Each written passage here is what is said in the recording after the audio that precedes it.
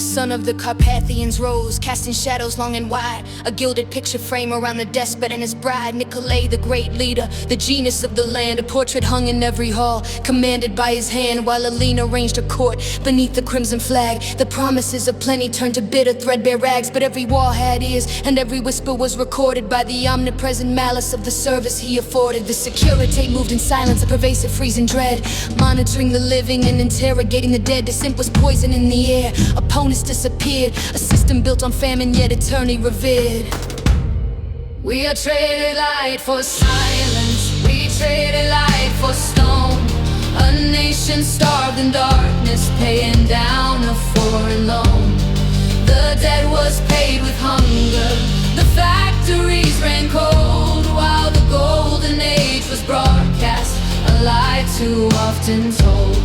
The ration cuts of meat, the 2 hours of TV time, a people shrinking slowly in a vast and frozen climb. And the genius of the Carpathians was simply choking dust, a monument of terror built on absolute distrust.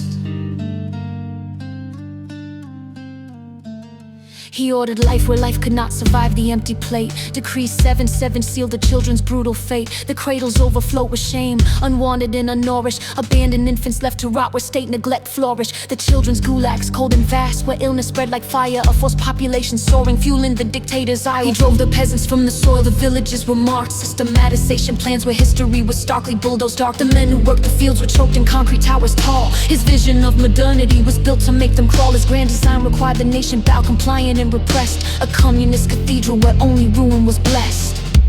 We traded light for silence, we traded light for stone. A nation starved in darkness, paying down a foreign loan.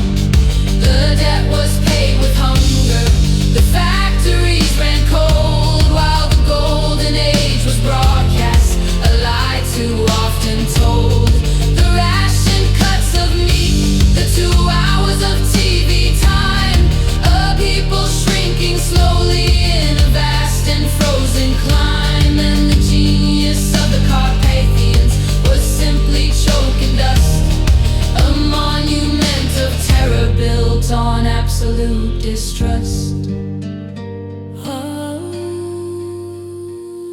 Then the ice began to break in the streets of Timisoara. For a gentle path to exile, the people found their aura. The protests grew, the fists were raised, the whispers turned to sound. The Securitate fired, but the rebels gained the ground. The Bucharest square swelled, the speeches stuttered, failed. The last illusion shattered, the dictator finally paled. He fled the roof with Elena, clutching at the dying dream. A helicopter roaring, escaping the human stream. The army turned their faces, they embraced the changing tide. No longer slaves to terror, nowhere left for him to hide.